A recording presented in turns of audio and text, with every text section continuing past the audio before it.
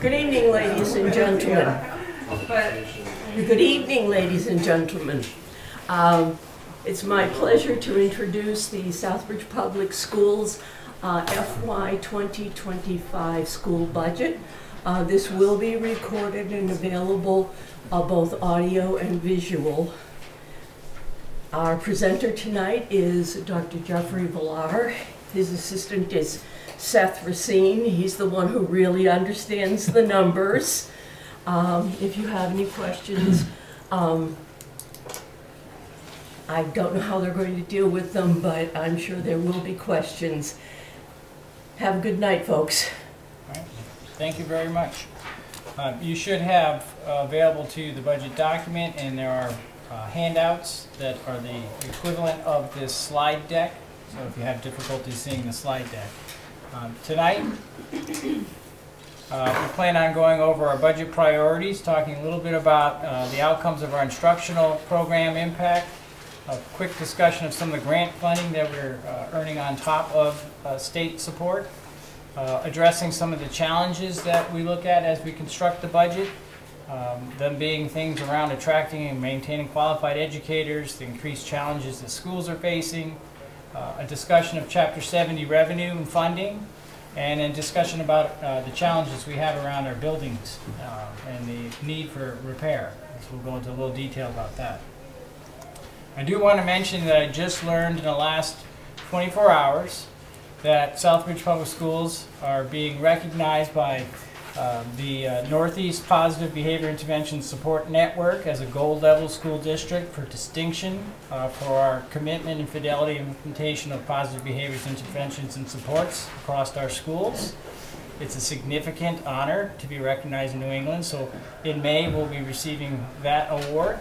We also learned yesterday that our collaboration with Quinsigamond Community College, we applied for early college distinction through the state of Massachusetts, and that initiative has been approved. We'll be receiving additional funding for our work in early college.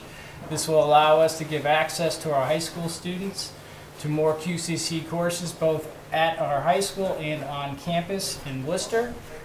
It's an exciting opportunity to provide kids with equitable access to college at no cost to the students. So we're very excited about that announcement. Excellent, excellent. Thank you.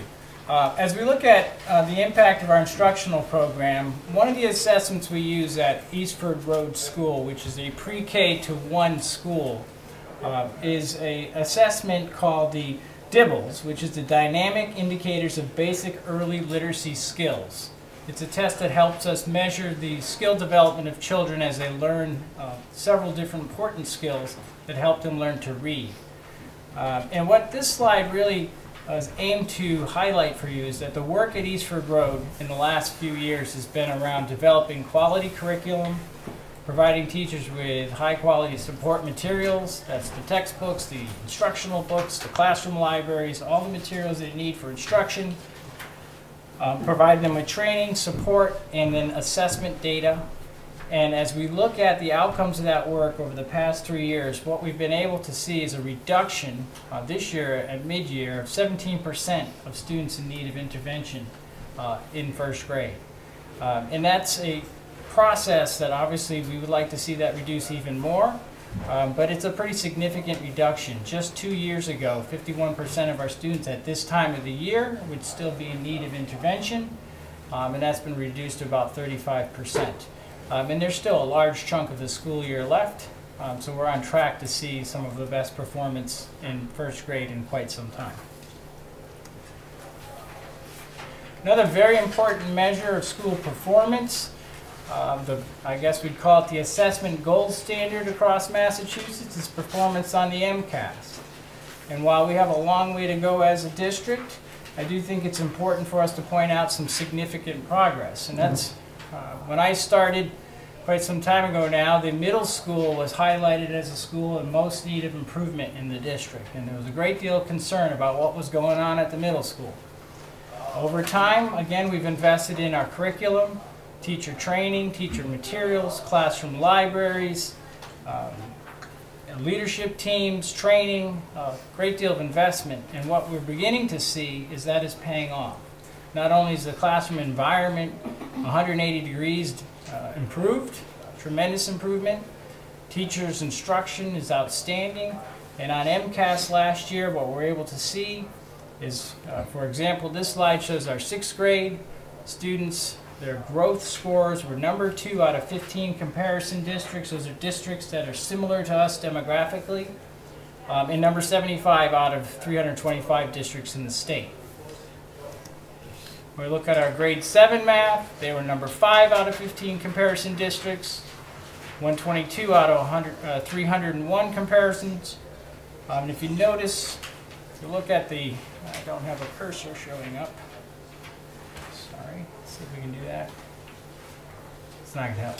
The scatter graph on the side, if you look at the green dot, you're going to notice where Southbridge is in comparison to folks. Grade 7 math, number 5 out of 15 as well. Grade 8 math. Not only were we number 1 in grade 8 math out of all 15 comparison districts, we were number 9 in the state of Massachusetts for our math growth scores at our middle school. That is something I think this town should be quite proud of. That's a significant accomplishment. ELA, we're also seeing progress. Grade 6 was 2 out of 15. Grade 8 was 3 out of 15. We would expect this progress to continue. Every week I go to the middle school to watch some of the professional development. I also go into all of our classrooms across the district every week, and I'm seeing tremendous effort and growth among the teachers at our middle school. It's really quite phenomenal what they've done. Helping support that work, the district teams, including teachers and administrators, do secure grants that augment our instructional program. So the 21st Century After School Program, it's about $800,000 in state funding that provides after-school programming for at least 140 students. That includes transportation and then summer activities. We also received $750,000 directly from the department for support of our efforts here in Southbridge. Other grants of significance, recently we were awarded $200,000 from the Health Foundation of Central Massachusetts and a Synergy grant supporting work we're doing with Clark University around high school students' mental health. We're very excited about what that grant's going to bring. We'll have Clark students and Clark professors working with our mental health experts at our high school. There's going to be some state-of-the-art technology involved. The staff just learned about it recently, and they're very excited about that opportunity. And then there are other grants as well that are associated with new funding for the district. One of the significant challenges that we are facing, all districts face it, but certainly in Southbridge it's been an issue that we've all heard about, is retention of teachers. And as we look at this graph, what this shows us is the years of experience of the teachers in our district. I can tell you that about 70% of our teachers have less than 2 years experience.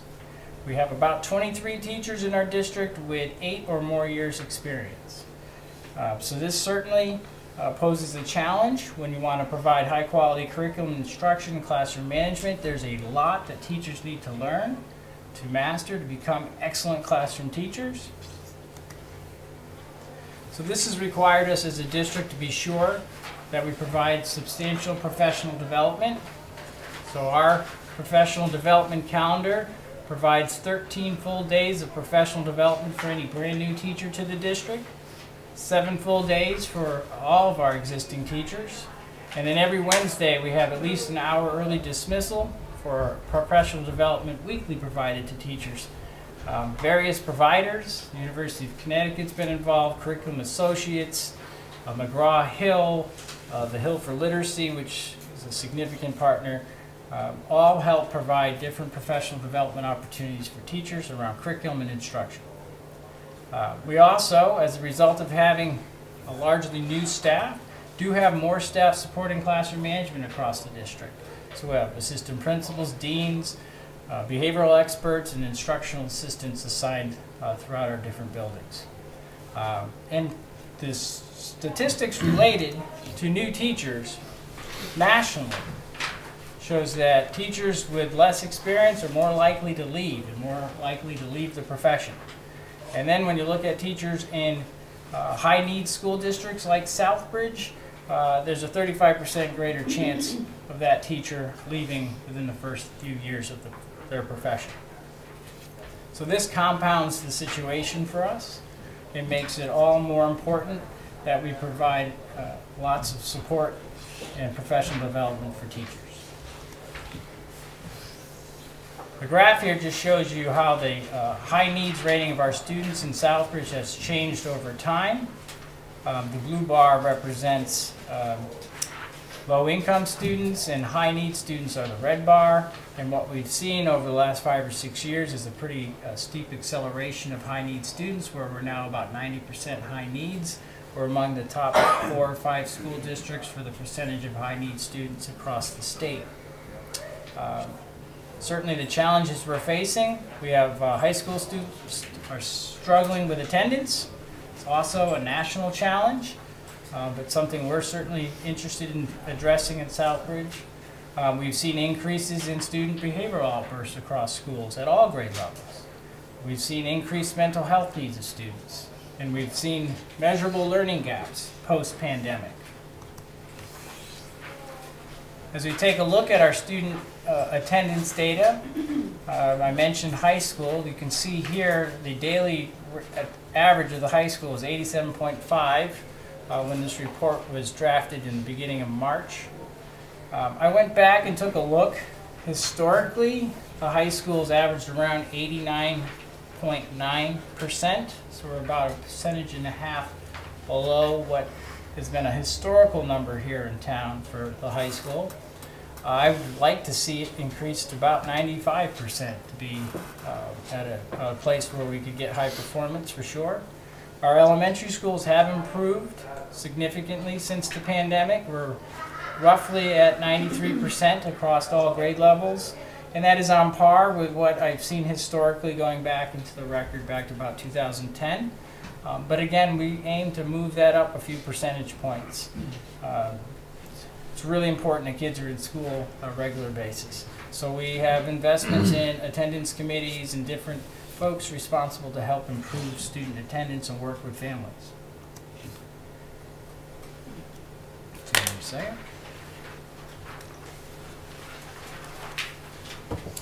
I mentioned school climate. Post-pandemic and as a trend across schools, again, not just Southbridge, this is a state and national trend, as we're seeing increased challenges with student behaviors.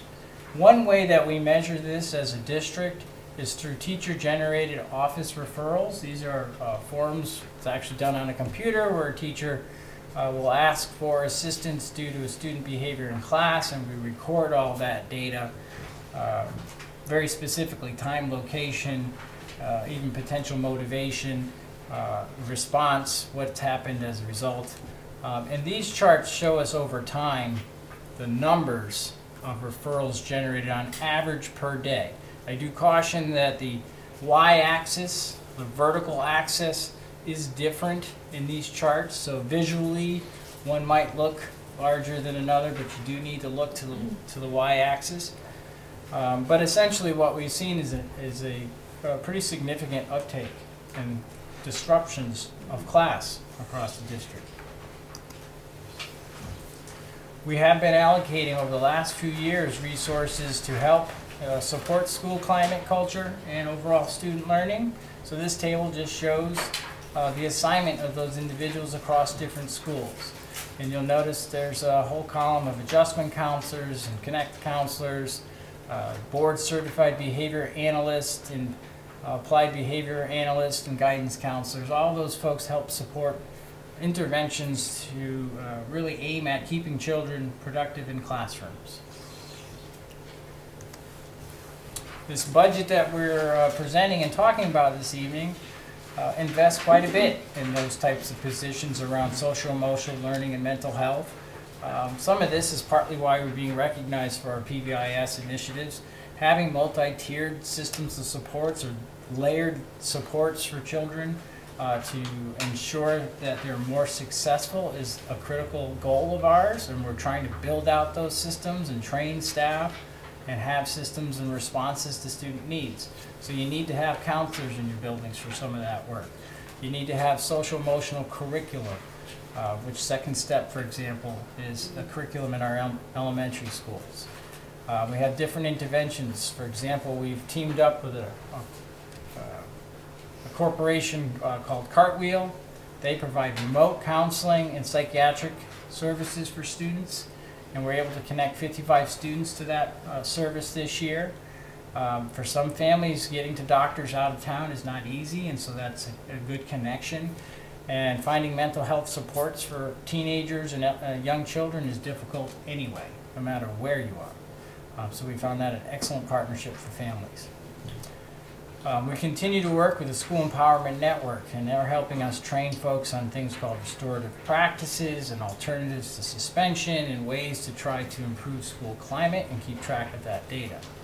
And I mentioned earlier, we're excited about the partnership with Clark University and the potential of up to $2 million of support for those services in our high school over the next 5 years. You have seen this graph at the beginning of my presentation where I talked about the Dibbles assessment in our pre-K1 school. And while this graph in the middle I used to show you that we have seen some good reduction in the number of children in grade 1, for example, who do not need intervention. This table also, if you add in the end scores, so to the far, I guess if you're looking at this, your far right, you're going to see the end of the year scores. This assessment's given 3 times, the beginning of the year, middle of the year, end of the year. And I have arrows highlighting the red in this particular slide. And that's because this is the gap, the learning gap that begins in kindergarten. And every time a child moves out of our kindergartens in red and moves on to first grade, if we don't find a way to close those gaps, we can track that data as they progress through our schools. And this is the beginning of the learning gaps that we need to invest in and try to close. So we put a lot of attention on trying to do that in the earliest grade levels possible. We have a long way to go to be 100% successful with that, but we're carefully monitoring this and investing in our early grades to try to close those gaps. And that's a certain significant challenge that this budget aims to try to address. We also see some funding challenges. And while we're actually getting an increase in state aid, and Mr. Racine's going to speak to that in a moment and give you a breakdown on how all that works, we actually had to reduce about $1 million in expenditures for what we call a maintenance budget, which means to try to maintain what you had this year, next year. And to do that, we actually had to reduce our spending before I bring forth this proposal to the town council. This entire proposal essentially says to the town council, give us what you're required to give us by law, which is 100% net school spending. And Mr. Racine will speak more to what that actually is. But to get to that point, to be clear, we've reduced some positions and we've had to reduce some spending. We're doing this largely through attrition. Again, you heard me say earlier, retention of staff, even filling vacancies is a challenge throughout the Commonwealth. So it's certainly not going to cost people their job per se because we have this attrition. But it is a loss of resource, and I want to acknowledge that as we move forward. But it gets a little confusing when we talk about Chapter 70, so I'm going to ask Mr. Racine to try to break that down for you. Great. Thank you, Dr. Villar. So I'm going to talk a little bit more specifically about the budget that we are presenting and where we're coming from. But I get to do the fun job of presenting, but it really is about many of the district leaders who are here, who focus in on the day-to-day from hiring and managing the staff to operations to the facilities to the academics. I'm kind of just window dressing to all of this, but presenting overall what's happening. And while Dr. Villar mentioned there were some challenges to present a balanced budget, no budget is easy. as you may read of other headlines that are happening in other school districts, they are substantially worse than what's happening in Southbridge. And that's because of two things. That's for looking ahead and knowing where things are trending, but also making sure that you get the day-to-day right and focusing in on making sure that every day is great. We're going to be talking about some loss of really substantial amounts of grant revenue, but also thinking about what's happening with state aid. And for those who have been watching these for many years, we may sound like a broken record with things like the Student Opportunity Act and ESSER federal grant money. But those really important cost drivers are why you look ahead, so you can plan. It's because we're now coming to a time where through that planning and getting the day-to-day right, this is not nearly as bad as you might be reading in other communities. But everything first starts with how many students you have. That's what drives funding. So what is pretty amazing is that after years of decline, the Southbridge Public Schools enrollment increased by 4% from last year to this year. Again, you may hear in other communities lots of people losing students. Southbridge not only stabilized its enrollment, but now it's going up. That enrollment drives how funding works. So Massachusetts, for 30 years now, has a model called the Chapter 70 funding. And how that works is really it's driven in two parts. First, they say, what is the minimum amount that the state determines, what is the minimum amount that every community should spend on education? If you have a group of students, how much at a minimum should you spend on those students? Not the maximum, not the ceiling, the minimum, the floor. They do that by looking at the number of students you have on October 1. They, in their infinite wisdom of the state, figure out these rates per pupil amounts, how much you should spend. They take those numbers of students, multiply it by those rates, differentiates by grade, it differentiates by English learner level, students with disabilities, poverty, all sorts of those are really the categories. And then you multiply that together and you get a foundation budget. This is the minimum. From there, there's a second part once you've established the minimum amount you should spend. Well, how do you pay for that? They look at the wealth of the community. And for communities that are wealthier, they have to spend more of local tax dollars towards that floor. For those communities in greater need, the state provides more state aid to help pay for that floor, which is known as state aid.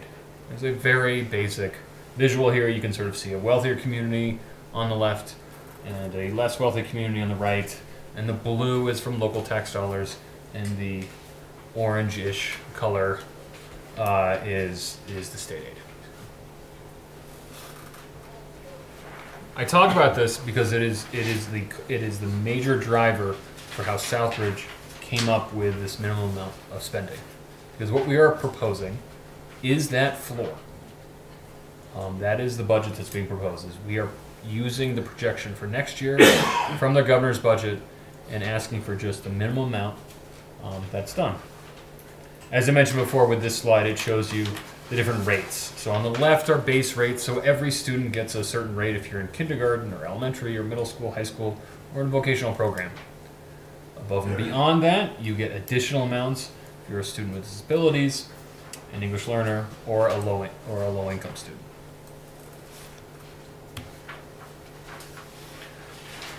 Again, for those tuning in for reruns, there is a Student Opportunity Act that we've been talking about for many, many years. This was passed several years ago, and when the state said these rates that we're using are too low, and we want to increase them, especially for the rates for students with greater needs.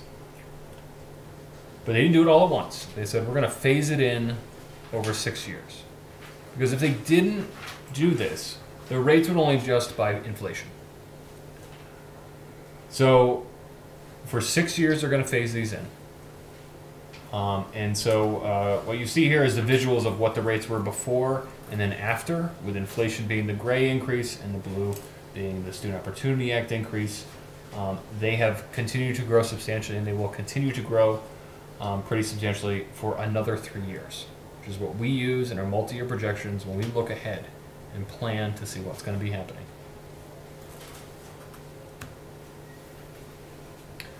All right, enough with sort of the lecture at a high level of what's happening.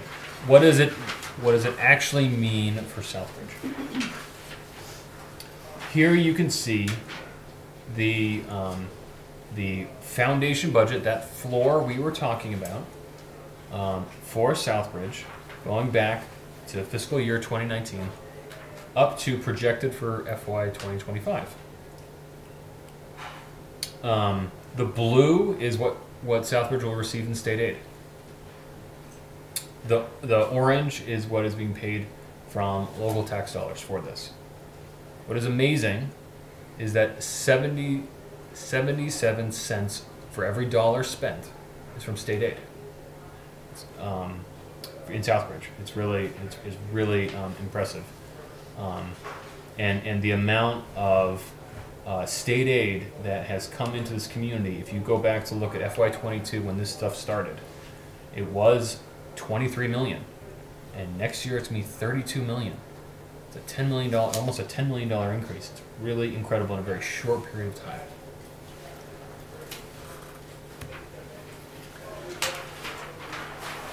Apologies for continuing to sort of get into the weeds of the formula, but it's just worth noting there are a few things that are included and not included in this formula. A couple ones that are not included that are relevant. Transportation. So the cost of transportation is not included in that calculation. And then major maintenance costs in excess of $100,000 are also not included. So those would need to come from local tax dollars to pay for those two services. So using the formula and using this foundation budget, which can also be known as net school spending, it's another terminology for it, we outline here what is the methodology to come to that minimum request. So we are just asking for the minimum that the state sets. So you take net school spending, there's some things you take out, there's some things you add back in, but ultimately it comes down to the request for the floor. The minimum is $37,302,518 for next year. This is an increase of almost $3.3 million.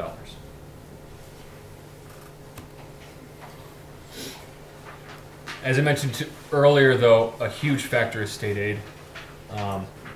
And so what we see actually is the net education aid that Southbridge will be receiving next year is almost $29 million.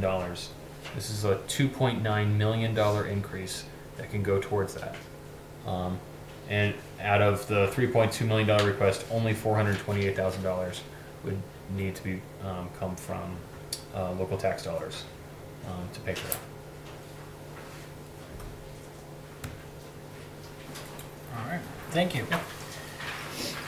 So, back in FY22, I proposed to the town council that we use $300,000 of Chapter 70 money in that year's budget to help develop a facilities master plan. And to do that, we had to go out to bid and selected a company, Context Architecture, who has been spending the past year doing a complete physical inspection of our school facilities. So that means they've looked at all aspects of schools. I have it listed on a slide here, but the doors, the windows, the roofs, the heating and HVAC systems, the wiring systems, plumbing, parking lots, water drainage, you name it. And they're compiling a report. I've seen a 450-page draft that they're working. The goal of this, ultimately, is they'll prepare this report and help present to what I would anticipate at least the subcommittee of the town council, if not a joint town council school committee meeting, but a group of elected officials with recommendations over what can be done about the state of the schools in Southbridge. The high school, middle school is a new building. All the other buildings are in need of massive repair, substantial repair.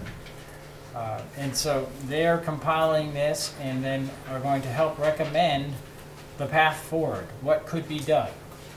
As you can see, we have some photos that we're sharing that they took as part of their research of our various facilities. 4 out of 5 of the schools absolutely need significant renovation. You'll see that, again, doors, windows, roofs, electric, plumbing, safety systems, and all this gets tied together due to codes and regulations and how that repair is going to happen. The last time major work was done on the buildings was in the early 90s. So we have roofs that are well beyond their stated lifespan. You'll see in all of our older schools water damage all over the place. Just about every one of them has a leak every time it rains. There's lots of issues related to that, of course. The report's really going to try to provide discussion of how do you get at repairs on 4 educational facilities when you need to fix all of the systems while they're occupied by students. You can't really do that work. So there's a term in the industry called swing space. You need space for kids to be so that the space that they were educated in prior can be renovated. There are likely ways to go about this. It's going to be a major challenge, and it's not inexpensive. One potential solution will be the construction of at least 1 new building, and then the opportunity to begin moving students from one building into the new building while you renovate an old building. It is a potential solution. These will be costed out and presented to the elected officials. This is not a decision that I make. This is a local town council ultimately will have to sign off on any building project of this order of magnitude. But I do feel obligated to make sure that everyone needs to be aware of the state of the buildings. We've already had large segments of roof flap off West Street. We've had $1 million flood over at West Street due to heating and air conditioning systems freezing. We've had asbestos shut down Cole Ave for a period of time and had to have that emergency removed from the boiler room. These are all very costly repairs, and currently all 100% on the dollar here at Southbridge. If we can work with the architectural firms, there is a future where the Massachusetts School Building Authority can help offset these costs for the town. Ultimately, there's a potential at least 70% of those costs are state funded, leaving 30% roughly, these are rough numbers, for the town to have to find the finance. So what we're going to be requesting this year is for the council to consider setting aside $600,000 for potential accelerated repairs of the building or the Massachusetts School Building Authority core program for renovation or construction of new schools. Ultimately, over the last 2 or 3 years, the town council set approximately $300,000 aside for emergency repairs of the school. And for example, we're in the process of having to repair masonry at Charlton Street School so that we can put a temporary repair on the roof of that school. And that's costly. The problem with this approach is it's Band-Aids, it's local dollars, and we're not getting the whole situation taken care of. So it's not cost effective. But unfortunately, even if the town said, tomorrow we want to build a new school, that's a long process. It's not going to happen in 2 years or 3 years, probably 5, 6, 7 years. So and you've been down that road as a community for the middle high school. So having these monies put aside, understanding perhaps they can offset local costs if we go down an emergency repair, or if unfortunately a boiler decides it's not going to work anymore at Eastford Road, we can still have funding to repair it. If these funds aren't used as the town council stipulates in setting them aside, then they're simply not used and they remain with the town. So this isn't a blank check for the schools. But we're talking about setting money aside for specific emergency purposes and potentially offsetting future state work in our buildings. It's a long road ahead. Again, this report is, I'm expecting it at the end of the month, and I look forward to sharing it with the town manager and working with him to bring it to the correct elected officials so that the town can begin that dialogue. I just want to make sure that everyone has the information. But the buildings are in significant need of repair. Can't say it any more clearly than that. We're definitely a disaster away. Like, we could have a heavy snow, we could have serious roof problems. Boilers are as old or older than I am. They won't work. So we do have to be prepared. So that capital concludes what our budget request will be of the town this year. I can't stress enough that the budget we're bringing in is a budget that is the bare minimum allowed by law to be spent on education. Neighboring town is spending 40% more, 140% of the budget required by law. This is the bare minimum. I'm glad that we've been able to get grant funding so that we can do some pretty innovative stuff that is going to move us forward. But you can't get much more conservative than this budget is at this point. So that concludes our presentation. This is supposed to be a public hearing, so certainly we give folks an opportunity to speak. Generally, we like to ask people to keep it to about 3 minutes, but we certainly are here and would like to hear what people have to say. So thank you. Do we have any questions?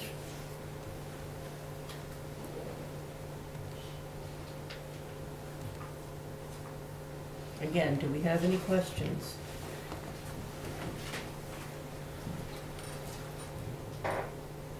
I have one. You talked about reduction in staff. Do you know have you got an idea what that's going to mean in terms of, is it going to increase class size or subjects or? Yeah, no, thank you for that. One of the areas that we're reducing 4 positions roughly on paper. So we created interventionists for literacy instruction at the beginning of last year. Started the year with them, and then because of classroom teacher attrition, those interventionists became classroom teachers. We haven't been able to backfill those positions. I would be a liar to say that there aren't teachers who would like to stay in that role, because they certainly would, but priority is to classrooms. So no, we actually have a very small class size if you were to look at us compared to other districts. It's important for our teachers. So that's the primary number of positions that we reduced. We're also looking at a couple administrative positions. One where we're just going to absorb some and redistribute some of the responsibility. Another is there's redundancy in a role, so we're going to cut from 2 to 1. I am speaking generally because our individuals. Oh, I understand that, but I guess the fear always is that it's actual classroom teachers and larger class sizes. We're going to do everything we can to keep classroom teachers. We need to recruit classroom teachers, and we want to keep our class size the same, and I do not see it going up. Excellent, excellent. Yes, sir. George Schengen with Town Council. Teacher retention. We seem to have a big turnover of teacher retention that I feel ultimately costs the town more money in quality of education for our students change. When you have, I'll use an example I believe just recently happened at Chatham Street School, 2nd grade teacher quit. They combined the two classrooms, they split it up and put the 2 teachers' classrooms in different classes. So they split that class up. Ultimately that class, one of the classes, the teacher left and they're doing substitution. And again, I don't know how accurate my statement is, but don't you think when we don't have the retention of teachers to stay for long periods of time, that it ultimately costs the school system more money to educate students because of consistency within the classroom? Well, yeah, what I tried to explain or show in this report is, yes, it costs us more in support, in training, onboarding.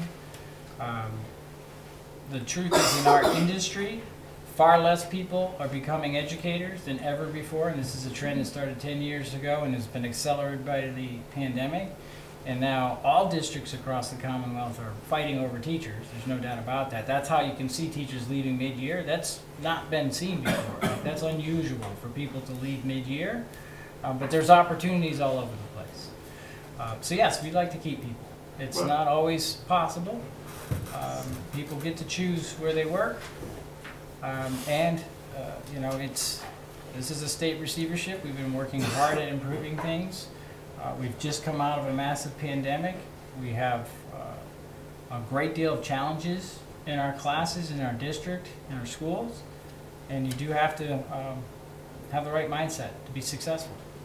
But don't you feel like, at least from what I see as an elected official and hear from the people we serve, is the fact that when we don't have that teacher retention staying, there's a problem somewhere on why we're not keeping teachers besides being able to, the opportunity to move somewhere else, which might be high wages or not. Something seems to be amiss. Yeah, there's, as the whole presentation was focused on, we have instructional challenges, we have leadership challenges, we have classroom challenges, we have an industry that's in flux. So you have new principals, new teachers, new EAs. 70% of our staff have less than 3 years experience. It's a difficult place to work. Teaching is a profession that historically has been informal onboarding. In other words, school has 3 second-grade teachers. Typically in the school district, you'll have someone with 10 years experience, 20 years experience, and the new guy. And those 2 folks have all that experience, can help that new person with all kinds of mentoring. When you have a school with 9 out of 13 people who've taught for 6 weeks, that's difficult. You add that their principal's been principal for 6 months. Pretty difficult. They all need support, all of them.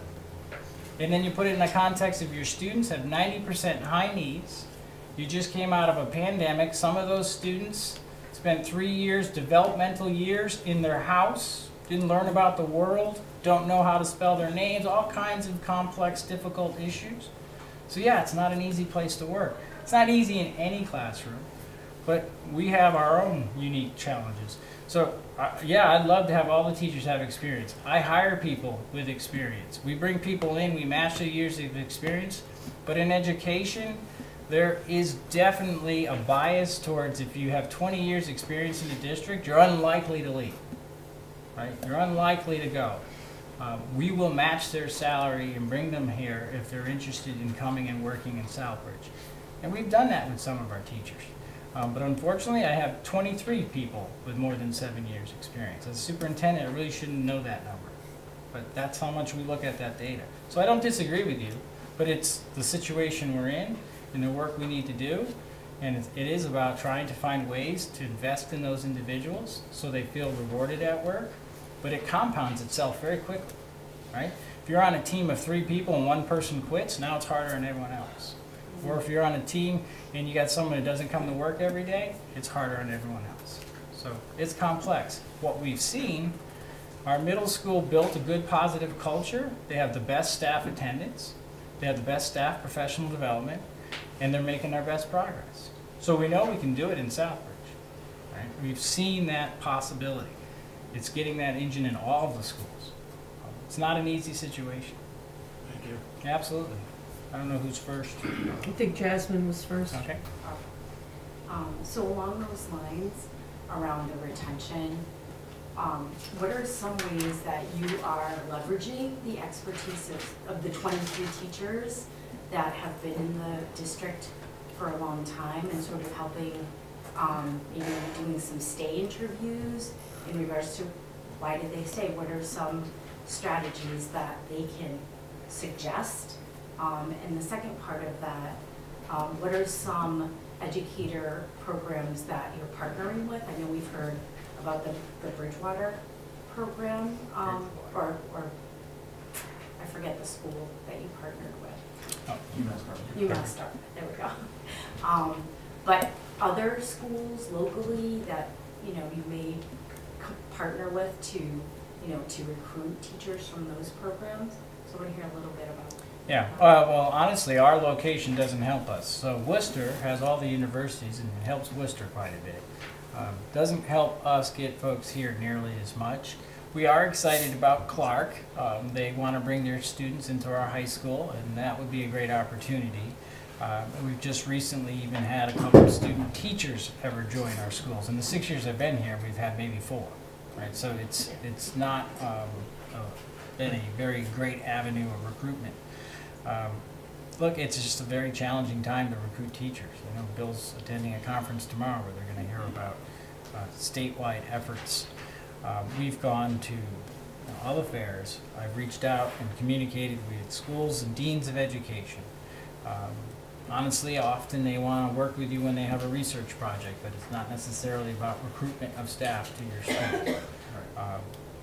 We don't have any answers that anyone else has because the state would then be promoting them across. We post early, we hire early, we are interviewing all the time. I interviewed someone yesterday, hired someone yesterday. They're going to be on board within the next 2 weeks. It's a cycle. I think last year we hired, was it 80, Bill? Does that sound right? 80 teachers? Yeah. About 80 new teachers.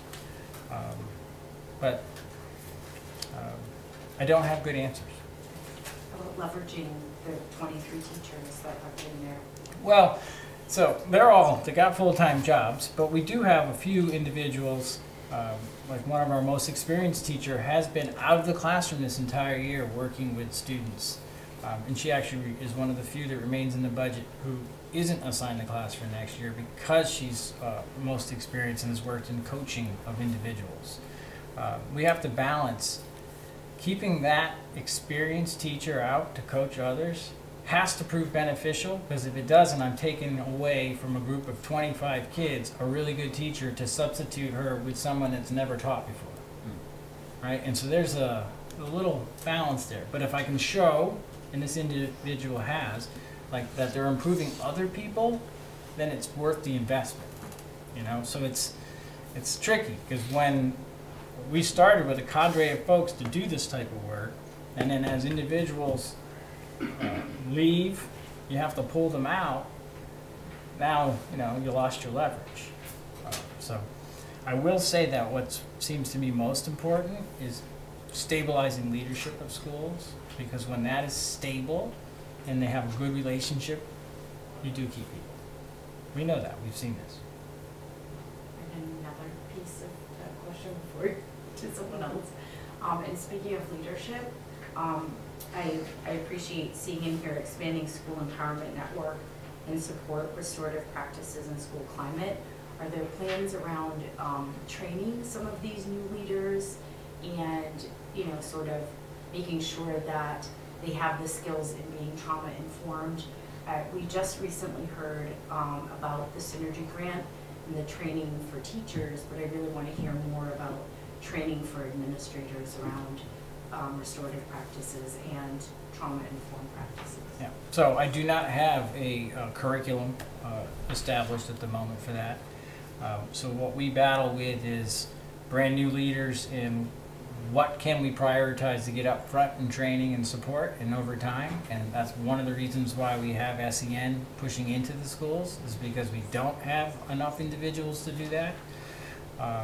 And just like with our new teachers, new administrators have a whole bunch of stuff we have to train them in. And we don't have enough time to train them in all the stuff. So it is a slow process. SEN has been with us now 3 or 4 years.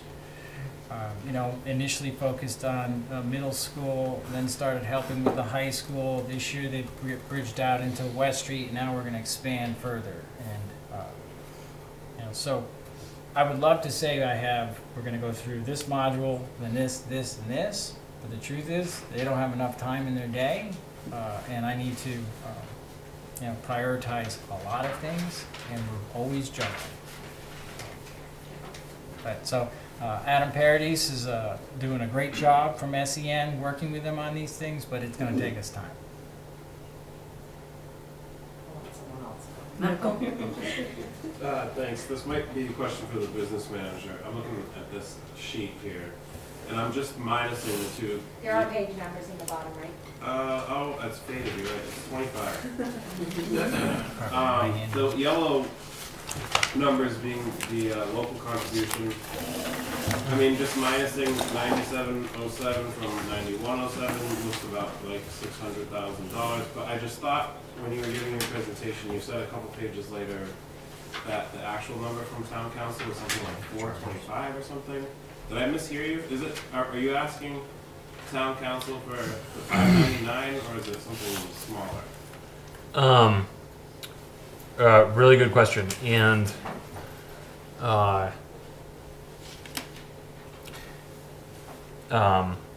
really good question, because this slide is talking about the foundation budget, not the appropriation request. So I spent some time sort of talking about like how did these numbers sort of come about, and it's all about sort of this foundation budget, but it's missing some key costs. Number one being transportation, but also there's some things that get backed out. So in two slides to page 27, you see in FY25 that in that blue and orange bar you see the top number is 41 million. There's some things taken out, there's some things added back in. The appropriation request ultimately comes to 37 million. So when we ask for that increase in from the local contribution, it's about the appropriation, not the foundation budget. And I'm happy to talk like offline too if it's helpful, because it's Sure, it's well, in the weeds of school. It's kind of the same question I ask every year, but so you're taking the 2,857,000 and you're just adding 428 to it to make the 3,285,000. That's on page 28 at the bottom. That sentence you have there. I see what you're saying. So you're going to be asking council for really only 428,000, not 599. Well, we're asking for 37.3 million. Yeah. But what's fortunate is that you get a lot of Chapter 70 money in state aid to cover it. After you take that away, there's only 400 remaining of local tax dollars. Not 5 million. Okay. It's nice that the state has 3.25 million increase. That's pretty much the biggest increase we probably ever got from the state. The last couple of years have been very, very big. Yeah. Yep. Okay, thank you. Of course.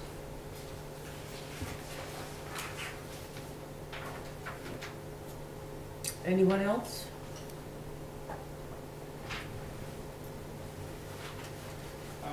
I was just more interested in the projects that you're talking about potentially having to do in schools.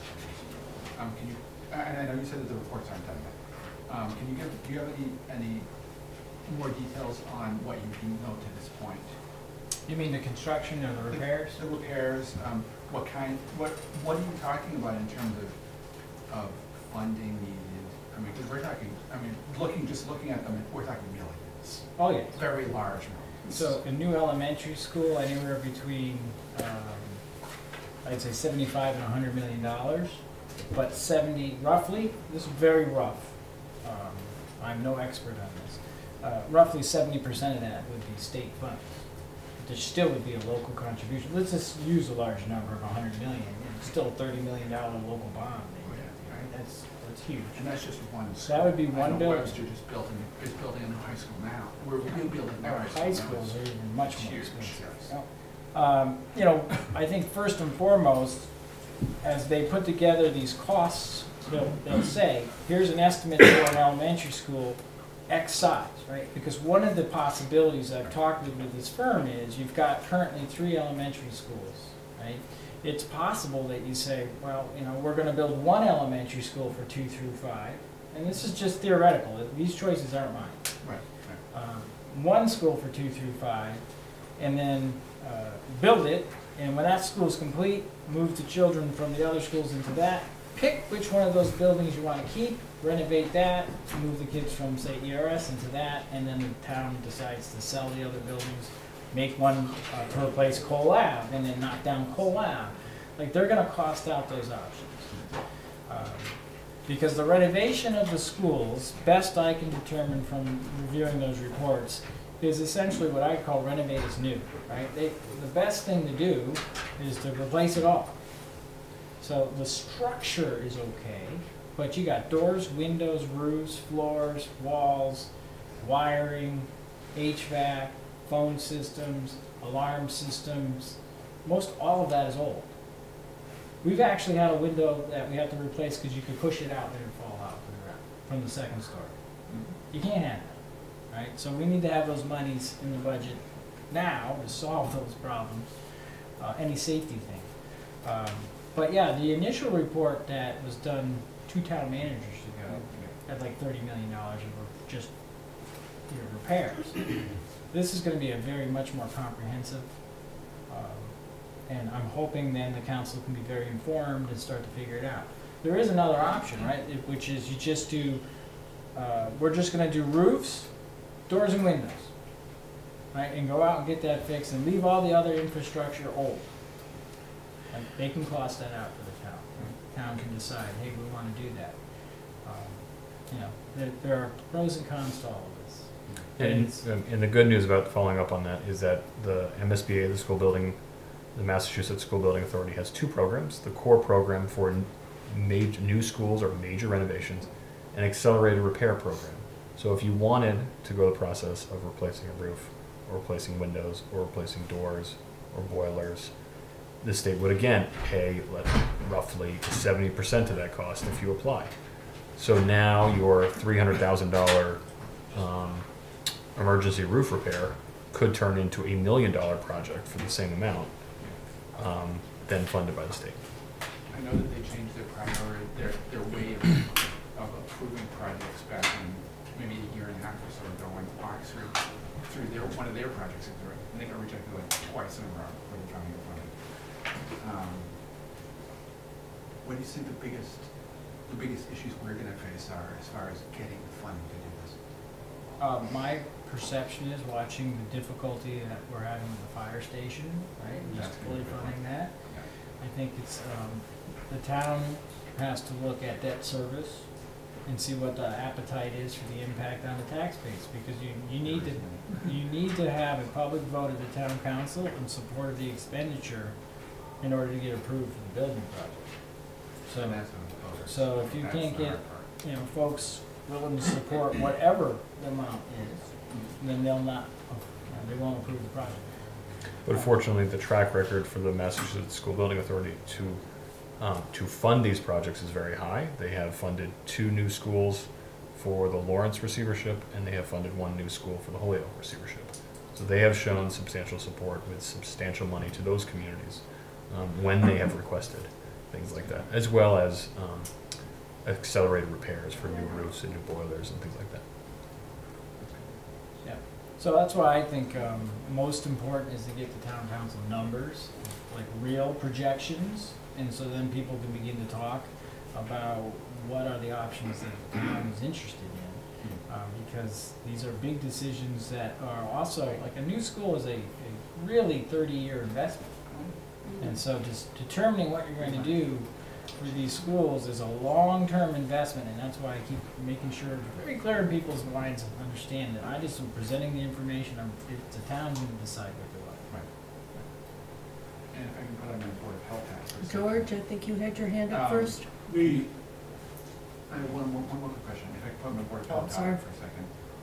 Are you seeing any, with the condition of the schools that we have now, are you seeing any, or projecting any significant health risks?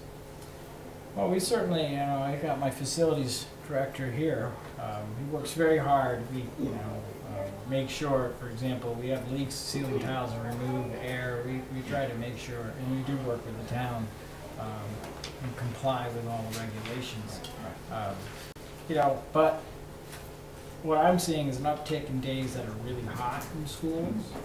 So both in September and in the spring, and now we got what we call a heat plan that we have to get approved by actually the fire marshal and other folks, so we can post fans and open certain doors and peg things open and water coolers to try to make the buildings inhabitable when it's 88 degrees on the second floor. You know, that in itself is a compelling reason to look at new facilities. You know, most schools have AC now. We have it at a middle high school. So that's an air quality issue for people.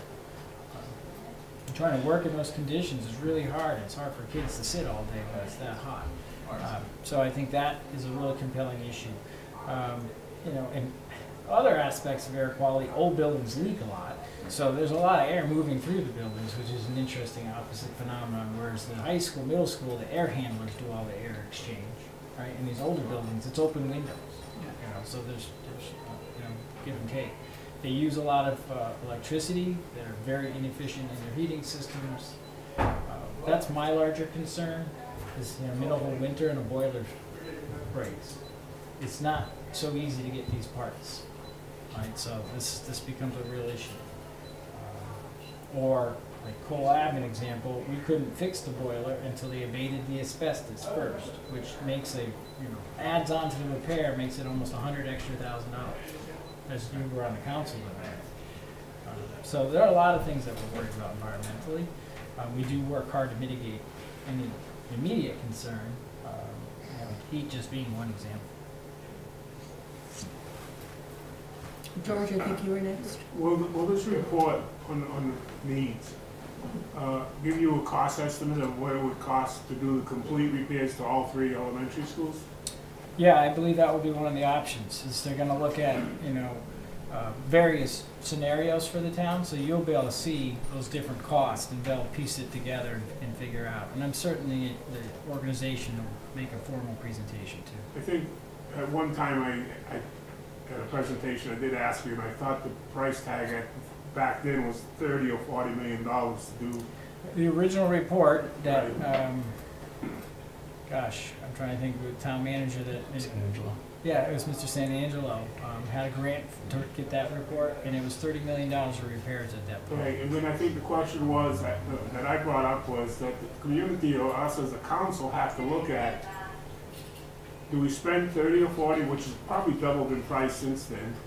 Certainly. Do we spend that kind of money, 30, 40, $50 million to do a repair to an old structure, or do we spend $150 million and our share be what that cost is to do the repairs for a new facility? And I think, will that also look at what I want to use one standalone school for the elementary school instead of 3 separate schools. Is it cheaper to build brand new and have the bond for our share? Because it could be anywhere from 70% to as high as 87%. Is it better for us to build a new facility dollar-wise? And I think if that study shows that, it would be a great help. That is the aim of the studies, to give you that information so you can make those decisions. You know, and there's another side of savings in all this, depending on what the town chooses. If you go to one elementary school, for example, you will save on salary over time. It is more efficient. If you go to 2 instead of 3, it's slightly more efficient.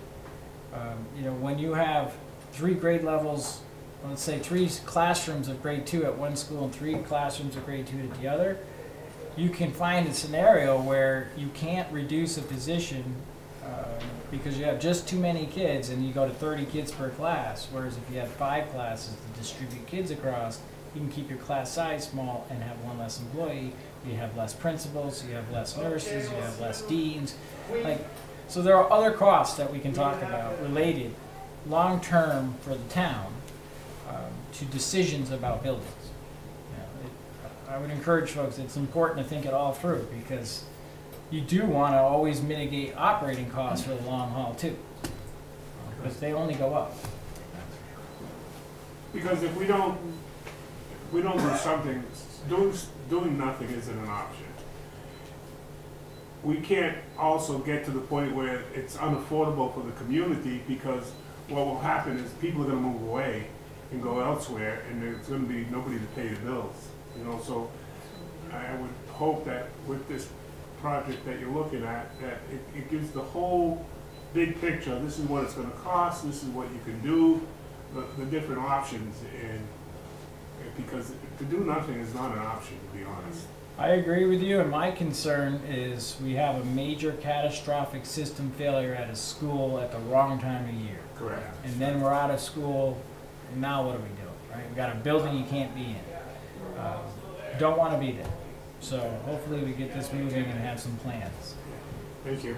Thank you. Michael? Mike Marquetti, 120 Marie Avenue, also a town council. I'm looking at page 16 now. 16? Biggest complaint I hear in town from residents is that the school is top heavy. There are a lot of support staff. I mean, I'm looking at 20 adjustment counselors, 12 certified behavioral analysts, 11 assistant principals. It just seems like an awful lot for the support staff. And I've looked at a lot of budgets in my 5 years on the council, and the biggest part of the budget is always the salary. So I was just wondering if you could explain to me, what is your justification for having this much support staff? Yeah, absolutely. There's several factors at play. Middle school, the initial thrust is we absolutely put more leadership, administration, and deans, responsive support staff that you see here to stabilize the school. And in the long term, there is this expectation that someday we can revert to a school that has a smaller footprint of leadership when we have a consistent, experienced staff. Because with schools with 1-2 year experienced classroom teachers, it is very difficult for them to be successful in both maintaining their classroom, providing high levels of instruction, and then you need folks to help intervene and train and support. And it's that way across the district. We also, if we want to get different results in a district of the demographic and where we're at as far as our academics, we need to invest in important areas. And one is social emotional learning for kids. And that's helping kids learn how to regulate. It's helping address childhood trauma and different issues that can come with high level of poverty. And so I would argue those positions should be here to stay. We should always have adjustment counselors, social workers, and different people available to help kids so that they're emotionally and psychologically ready to access instruction. So I would not ever propose that's where we should cut our budget if we want a different result in what demographics would tell you you should get on a standardized test, for example, or your graduation rate. My goal is those all should be improved to give every kid the best opportunity. So we have more leadership, more assistant principals, more deans, absolutely, to provide stable, safe school environments, to support our high level of new teachers. It's worked quite well in several of our schools. Getting the right mix is super important, but it's a good investment. The other thing I'd point out, we have vacancies for teachers that we're still trying to hire. We're at the minimum level of expenditure. So those funds we have to expend on our school operating budget. So as the needs shift, where those funds go have to shift, right? So right now we have needs of stabilization, we have needs of development, and we have social emotional learning needs, but we have sufficient classroom teachers.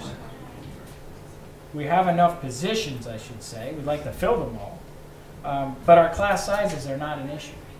So it's not the matter of, boy, you got classroom teachers with 40 kids and you got 2 assistant principals. Because if that were true, we'd have 1 assistant principal and we'd have more classroom teachers, because 40 kids is a ridiculous number of kids for a teacher to teach. We have classes as low as 12 students, and we have classes maybe on the high in this district at 24. So it's certainly not, the resource isn't being abused or misused. And that's part of what we try to do every year, is look at putting the resource to the need. Now, I remind folks, my job is to improve the performance of the school district. So I try to make these decisions working with leaders and teachers to get the best results. That's how this whole receivership was structured, freeing me from some of those pressures. I agree, not everyone will like how we're doing it, but we are seeing results. And I just state for the record, I prioritize quality teachers in front of kids. This is the best thing we can do as a district. The more good teachers you have, the easier our path to good results will be. There's absolutely no other way around it. Jasmine? I agree on the adjustment counselors. I do think that 20 is probably minimum. You probably need a lot more. But like I said earlier, I think the leadership training to align with what the adjustment counselors are doing should be a priority. My concern is, and I appreciate the MCAS scores because that is something that we should be happy about. But some of the data around chronic absenteeism with certain subgroups, looking at in the middle school in particular, it was 21, 22, 23, 24. I could have the years wrong, but subgroups of female students, African American students, and students of mixed race, and the chronic absenteeism rates for those particular subgroups.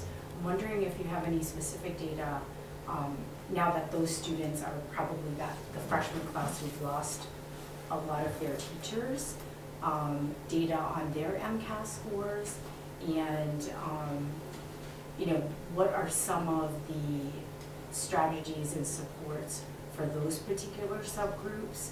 Because we're seeing, right, we don't want those gaps. It's great to have all of our students doing better in MCAS, but really thinking about Massachusetts as a whole, and the gaps in certain subgroups of students.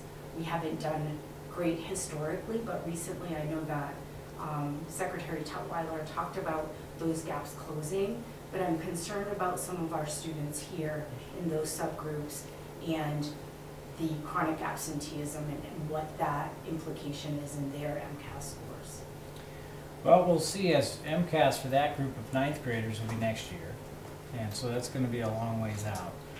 But I can tell you, IXL is this different software that we're using that also gives us some assessment data, and you know, all kids at the high school are well below where we want them to be. I mean, it's a historical trend. We have a low graduation rate. You know, it's up.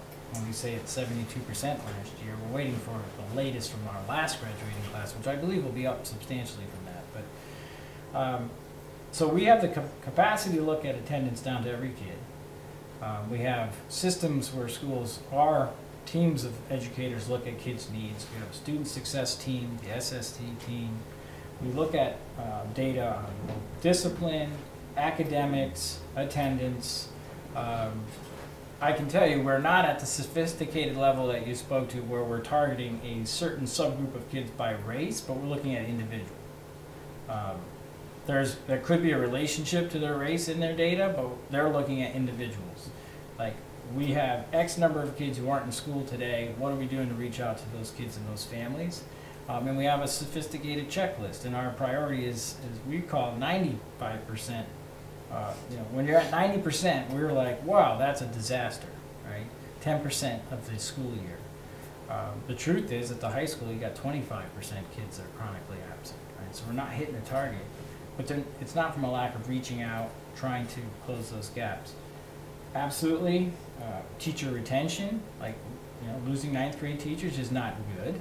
No one's gonna say it's good. You wanna have steady teachers. We want positive relationships. Kids in our high schools have been in the most disrupted schools their entire life, right? You think about the trends of where the schools were and what have happened. So they've had the hardest road. I'm excited for them about some of these initiatives that are coming up, some of the opportunities, but there's a lot of work to be had. You know, so yeah, the idea of being able to look at a subgroup and worry, hey, we're gonna address just biracial kids. The truth is, we have a huge number of kids representing all kinds of demographics that we have to improve. Of course. Huge number. Right. But again, that's what I do for a living. So as a DEIA practitioner, we do look at subgroups in regards to, like, you look at discipline data, right? And you look at bias, right, when discipline is being implemented. And so those are areas that can be looked at where, you know, what are students reporting and how does that match up with the training that leadership and teachers are getting, so that you can measure, you know, competency of teachers in, you know, because you have a toolkit. Yeah. That we, you know, that we use across the state. So that is measurable, and that is something that can be looked at, so that, again, in, you know, in my field, we say, if you look and you design the curve for the most vulnerable, right? You design the curve cut for people with disabilities, then the mom with the stroller uses the curve, right, and can utilize that same design so it benefits everyone else if you're looking and designing for the most vulnerable populations. So Yeah, also called universal design, right? And that's the approach that we're trying to instill. I don't disagree with you, but you know, I will point out, for example, in 2013, we had 16% of Hispanic students made up of our out-of-school suspensions. It was Hispanic students, 16% of them. While in that same year, white students were just under 8%. We now, fast forward, now we're looking at an average. Out-of-school suspensions for Hispanic students is just over 6%, and white students is a tad lower, just over 6%. We've closed the gap 100%. of bias and suspension. We've cut it in half, right? Significant progress. Can it get better? Of course. We have reports we do look at bias outcomes. This is a whole part of PBIS, is to dig into that data and to make decisions. It's also why I prioritize trying to have, you know, members of administration and teaching staff that look like our kids, live like our kids, and understand our kids. So we have a pretty darn diverse leadership team. Try to dig into it, but it can be better. Absolutely can be better. You know, and you're right. There's a lot of data we can look at, but we should celebrate that the Southbridge has gotten much better at this. Oh, absolutely. I do celebrate that. I just want to be able to compare ourselves to ourselves, because we've been in receivership for 6 years, so there is data to compare, you know, to. Yeah. Well, that's what I'm saying. That trend has continued downward. We've made good progress. There's more to go. Although in those particular groups, that for those 2 years, those subgroups increased. Correct. I understand. Someone over here had a question? Okay. So, getting back to teacher retention, you're saying that you're hiring teachers that have experience and you're trying to fill teacher positions. Mm-hmm. What are your thoughts about the most recent teacher issues, the ones that have been walked out, the ones that have left recently, within the last few months? Have you spoken with these teachers? Have you spoken with anybody about it? I know that there was a meeting that I'm the well town aware of council all chair the had with details. Holyoke, things like that. And I just wondered what your thoughts are on that. Like, so for teacher retention, you're trying to keep teachers, good teachers. But I've seen a few leave very recently, and I wanted to know if you did anything to try and keep those teachers. Well, good quality teachers are super important, right? Yeah. But I would just ask you to consider, is it a good idea, if you're a high school teacher, to be engaged in conversations with students on social media, encouraging them to walk out of school? That was recent. I'm Very just- recent. I understand. After an issue. But It was after an issue. All I'm asking you How is did it that... get to that point, would be my question. Why did students need to get involved in that? They should never be involved in that. Correct, and they should never be encouraged by a professional educator. That is not, it would be highly unprofessional.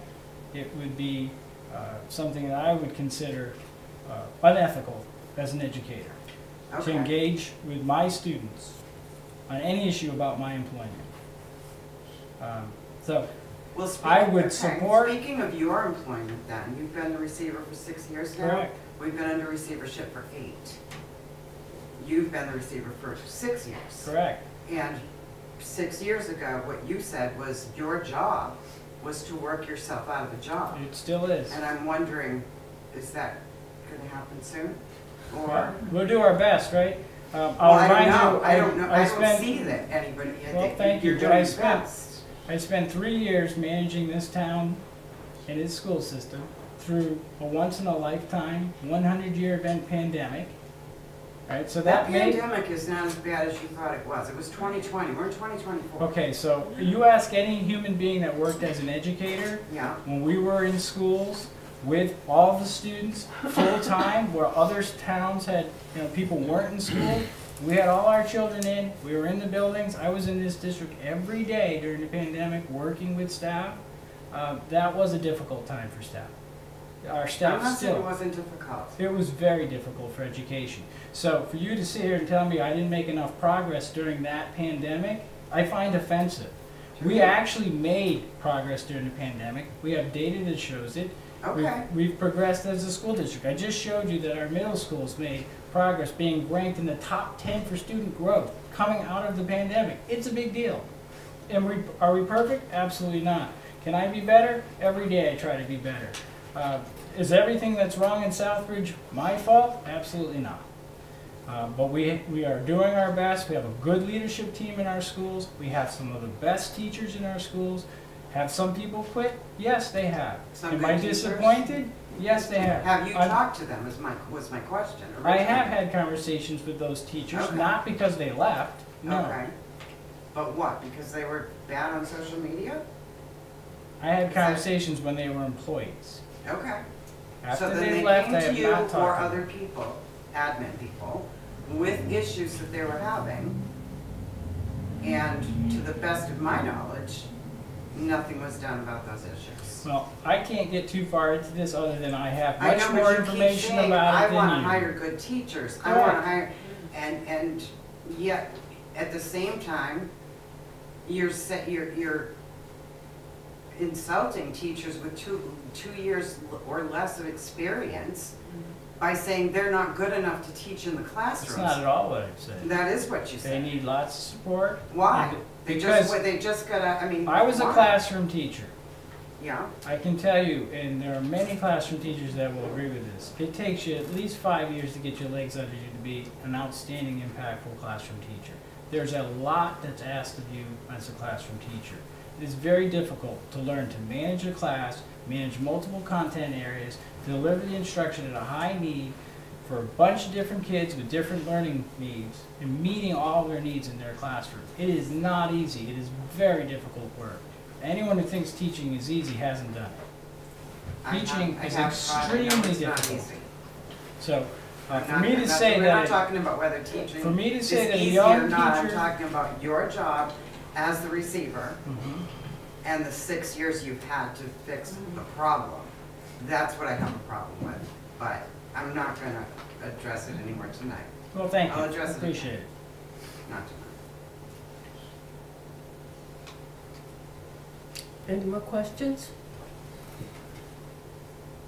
Again, any more questions? Okay, it is 8:25. Thank you for coming.